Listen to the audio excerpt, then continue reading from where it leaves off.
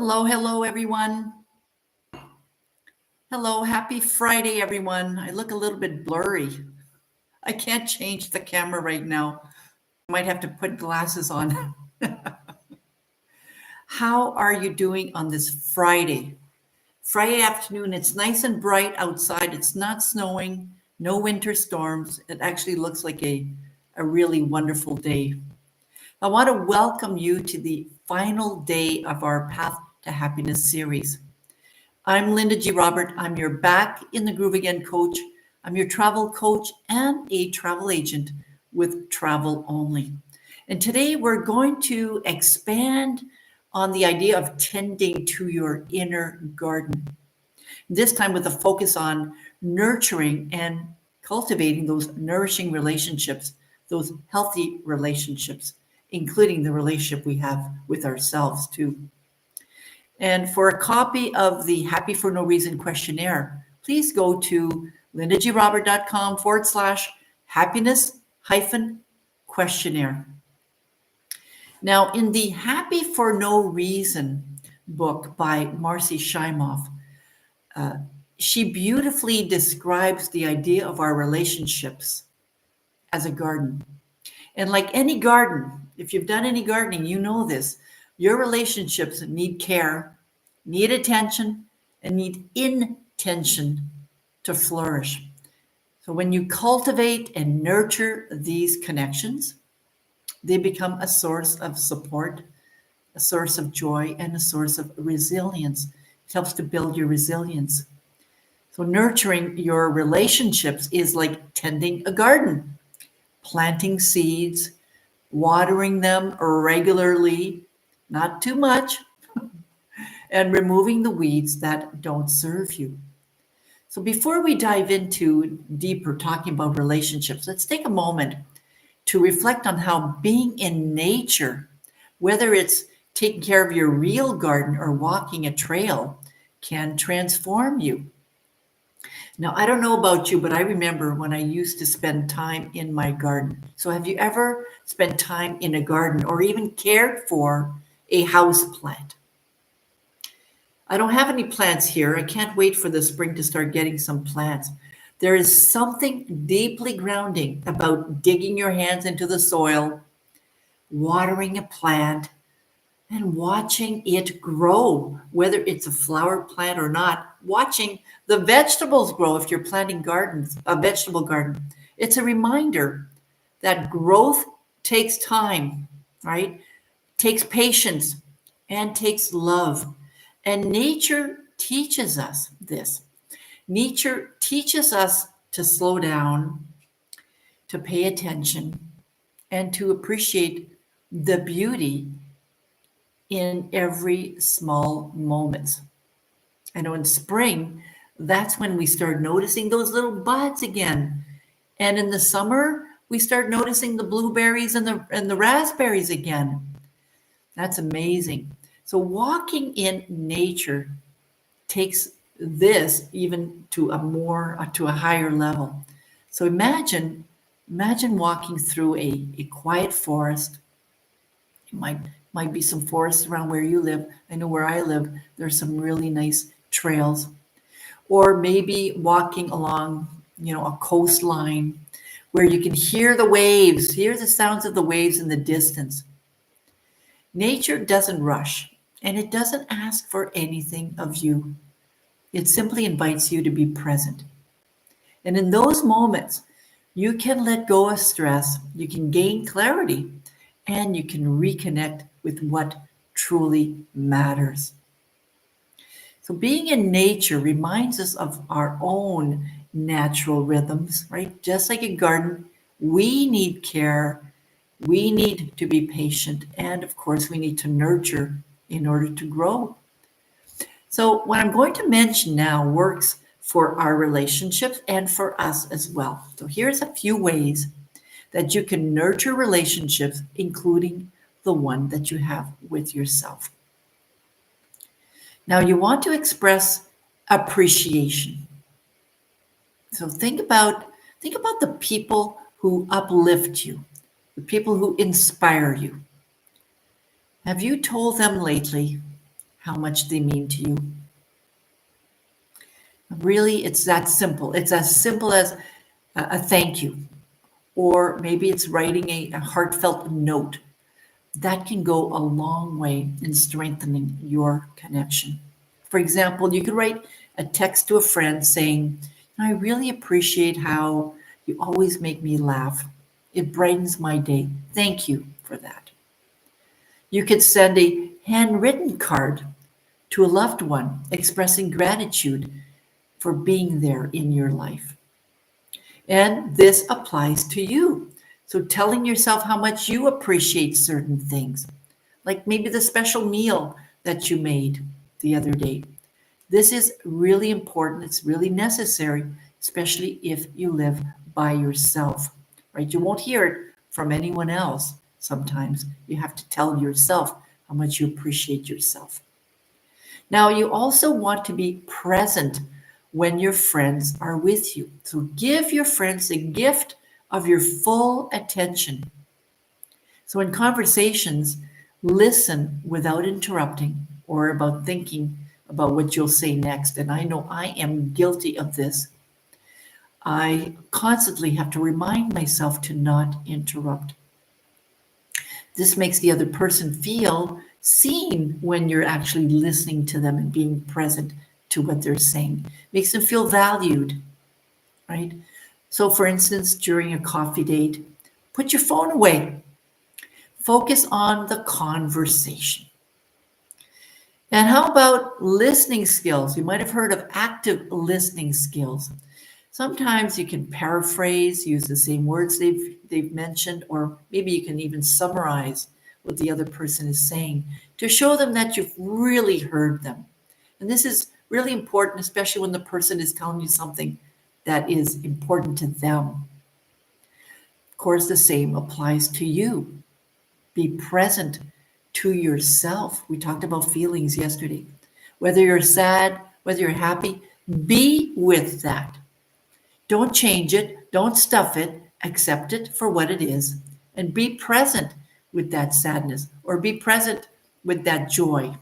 Whatever you're feeling, be present with it. Notice it and go, wow, I'm feeling sad right now, or I'm feeling really happy right now. So be present with it. Now, another thing too, you may also need to repair and tend to relationships as well, like weeds in a garden.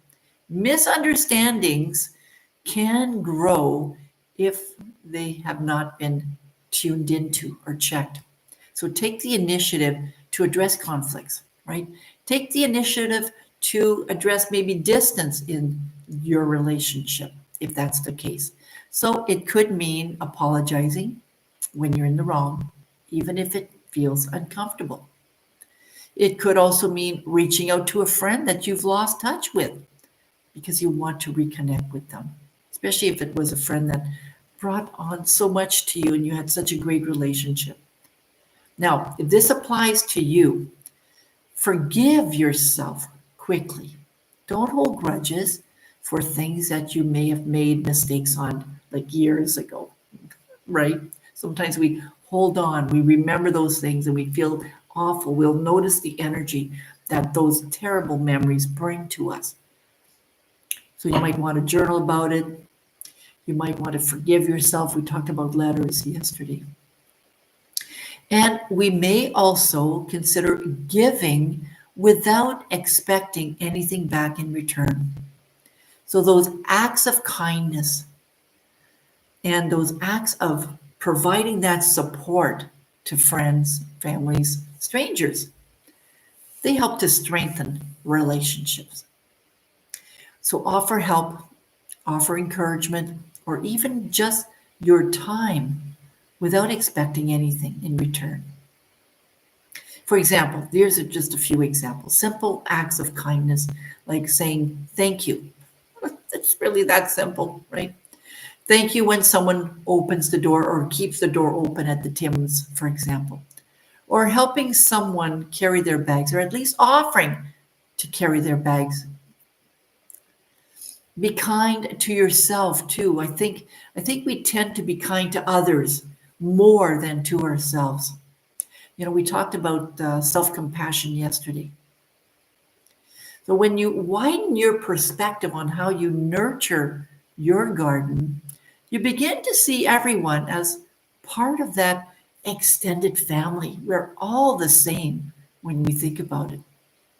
And of course, this creates a lot of opportunities for compassion and for connecting, even with strangers. So, for example, strike up a conversation with somebody new during, your next visit at the coffee shop or during your next next holiday. Smile and greet people that you pass on the streets when you're walking on the sidewalk. Say hello to your neighbors. These are very simple things, but they mean a lot, right? So I want to talk to you now briefly about the Camino experience. I've talked a lot about it in some of my other videos, and I want to talk to you about it now because it's a trip, it's a walk that basically changed my life. So the Camino de Santiago is the perfect example of cultivating meaningful relationships with others and with yourself.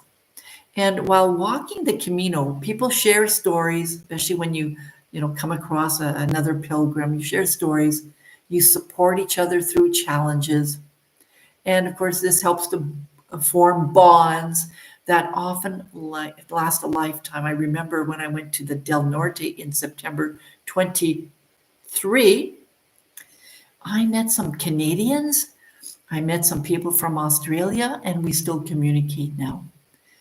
And we share that common bond of, walking that particular walk, the Del Norte. Now, I walked the central route last October with my friend Marianne, and we talked about things that we would not have otherwise talked about. We supported each other in ways that only the Camino could have provided us. For example, I'm afraid of heights. We had to walk a bridge, and Marianne is not afraid of heights. And Marianne was in front of me during that walk on the bridge, and she supported me. She encouraged me to keep going, even though I was really afraid. That would have only happened there, could not have happened anywhere else. So that kind of experience really strengthened our relationship, strengthened our friendship. So imagine meeting someone from another part of the world, people from Holland, people from Spain, people from France, and hearing about their journey and sharing yours, telling them why you're walking it. It reminds us really of how much we all have in common. The world is really smaller than what we think, really.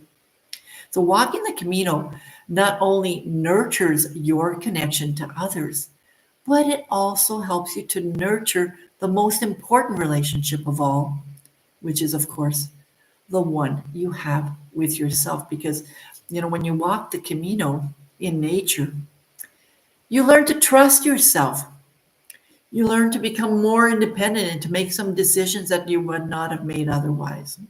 You come out of the walk a completely different person. A lot, very, very different. There is something magical about being in nature, right?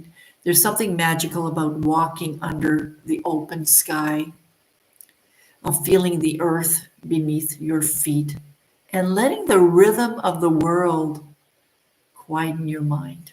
Nature has a way of helping us let go. It helps us to reconnect with what really matters. All right, we're going to move towards the journal prompts now. So do you have a pen and paper ready? And if you're listening to the recording, I encourage you to stop the video, stop the recording, and to get a paper, get a pen, and to spend a bit of time here. So here are the journal prompts for you. All right. Who are the people I feel most supported by? And how can I nurture those relationships?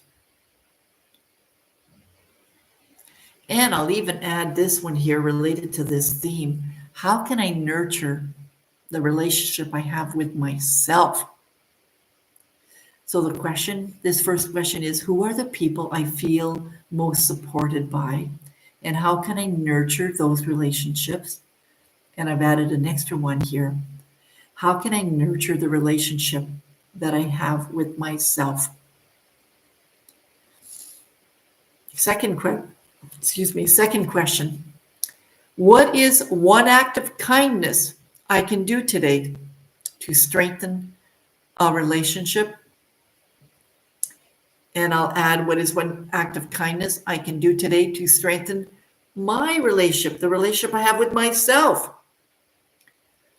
So what is one act of kindness I can do today to strengthen a relationship and to strengthen my own relationship? What is an act of kindness I can do towards myself? And this is the last question. How can I broaden my view to see others as part of my extended family? That might be a little bit more challenging, but I'll tell you, when I go to Tim Hortons and I get into conversations with people that I don't know, it really reminds me that we're all the same. So that's one of the ways that I can do to expand my view of that people that are in my world are part of my extended family. So the question again is, how can I broaden my view to see others as part of my extended family? All right. Now, if you're ready to plant the seeds of happiness in your own garden, join me in beautiful Porto, Portugal, for a transformative walk, a transformative journey. Our special walk begins on September 9th. We are going to be in Porto on September 7th. But the transformation really starts much earlier with the coaching sessions that are beginning in May to help you prepare for the incredible experience. And believe me, you're not too old to walk the Camino, right? You're never too old to walk it. You might have to get in more shape, but that's what I'm here for. I'm going to help you with that. Now, of course, this is your chance to reconnect with yourself, to embrace nature's wisdom, and to really, in some cases, redefine what's next for you, your next chapter, with a bit more happiness. So don't wait, reserve your spot today and take the first step towards lasting joy and happiness. So for more information, visit my site at lindagrobert.com/coastal adventure to learn more. Now, I want to thank you again for viewing my lives this week. We've talked about a lot of different things about how to increase our happiness set point. And of course, for a copy of the questionnaire, Happy for No Reason questionnaire, you can go to lindagrobert.com/happiness-questionnaire. So I'll see you during the next live series in a few weeks. I don't know what I'm going to be talking about just yet, so you'll have to stay tuned for the details. Thank you again for being here. This is Linda G. Robert, all the way from Elliott Lake, Ontario. If you are watching this video, just like the other videos on this series, please write down where you are viewing this video from. Where are you from? Because I want to be able to say, hello, Joe from California. Hello, the nurse from Sault Ste. Marie. Wherever you're from, I want to be able to say hi to you in future videos. So write down where you're from. All right, everyone. Have yourself a wonderful day, wonderful Friday. And I will see you in a few weeks. Bye now.